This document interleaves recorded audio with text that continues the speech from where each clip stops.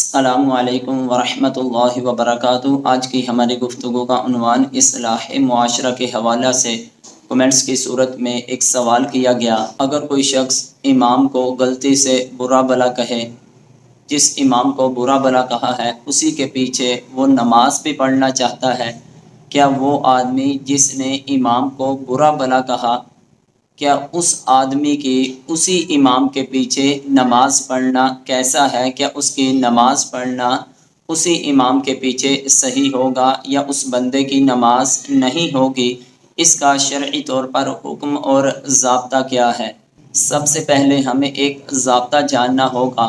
امام تو کیا عوام الناس کا بھی ایسا مسئلہ ہو کہ جس کی برائی بیان کی جا رہی، شریعت اس کی اجازت نہیں دیتی، کیونکہ یہ ایک بہت کبیرہ گناہ ہے کہ جس کو اللہ تبارک و تعالی جل جلالہ نے قرآن مجید کے پارہ نمبر 26 سورہ حجرات کے رکوع نمبر 2 میں اس طرح ارشاد فرمایا: یا ایھا الذین آمنوا اجتنبوا کثیرا من الظن ان بعض الظن، اے ایمان والو تم کثیر گمانوں سے بچو، کیونکہ گمان گناہ ہوتے ہیں۔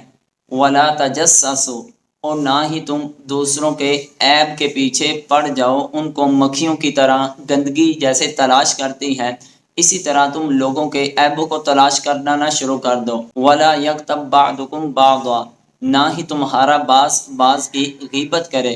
ایحب احدکم ان یاکل لحم اخیہ میتا فکرہتموہ، کیا تم میں سے کوئی یہ پسند کرتا ہے کہ وہ اپنے مردہ بھائی کا گوشت کھائے؟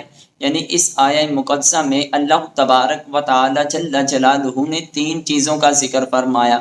ایک، انسان کسی کے بارے میں جو بدگمانیاں کرتا ہے، کیونکہ بعض گمان ایسے ہیں کہ وہ انسان کو گناہ کی طرف لے جاتے ہیں، اور کسی کے عیبوں کو بھی زیادہ ٹٹولنا نہیں چاہیے اور نہ ہی پیٹھ کے پیچھے برائی کرنی چاہیے۔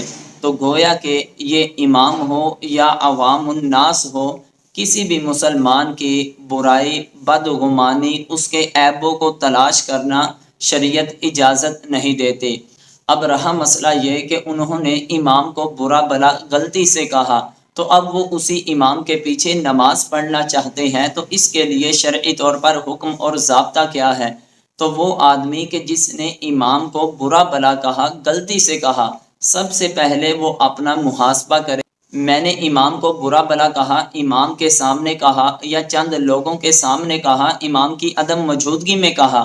ظاہری بات ہے جن لوگوں کے سامنے اس نے امام کو برا بھلا کہا، ان کے دل و دماغ میں بھی اس امام کے بارے میں بدگمانیاں پیدا ہوں گی۔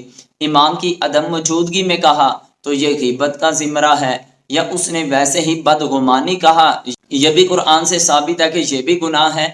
تو اب اس آدمی کے لیے سب سے پہلے حکم یہ بنتا ہے کہ اگر اس نے امام کی عدم موجودگی میں لوگوں کے سامنے امام کو برا بھلا کہا، تو جن جن لوگوں کے سامنے کہا ان کے سامنے امام کی تعریف بیان کرے اور ان کو جا کر کہے کہ میں نے آپ کے سامنے امام کی جو برائی بیان کی تھی، وہ امام ایسا نہیں، وہ مجھ سے غلطی ہو چکی ہے، تمہارے دل و دماغ میں اس امام کے بارے میں کوئی بھی بدگمانی پیدا نہیں ہونی چاہیے۔ اور دوسرے نمبر پر یہ غیبت بھی کہلاتی ہے۔ غیبت کا کفارہ یہ ہے کہ جن لوگوں کے سامنے اس نے اس کی برائی بیان کی، اس کی اچھائی بیان کرے تاکہ ان لوگوں کے دل و دماغ سے اس کے بارے میں بدگمانیاں دور ہو جائیں، تو پھر اللہ کی بارگاہ میں اپنے امام کے بارے میں توبہ استغفار کرتا رہے۔ جب وہ توبہ استغفار کرتا رہے گا، یقیناً اللہ تعالیٰ اس بندے کی بخشش فرمائے گا، اس کو اس گناہ سے معافی عطا فرما دے گا۔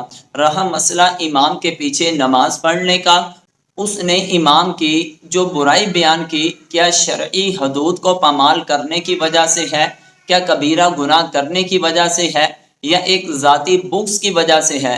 اگر ذاتی بغض کی وجہ سے ہے تو اس آدمی کی اس امام کے پیچھے نماز ہو جائے گی، لیکن اسے اللہ کی بارگاہ میں توبہ استغفار کرنا ہوگا۔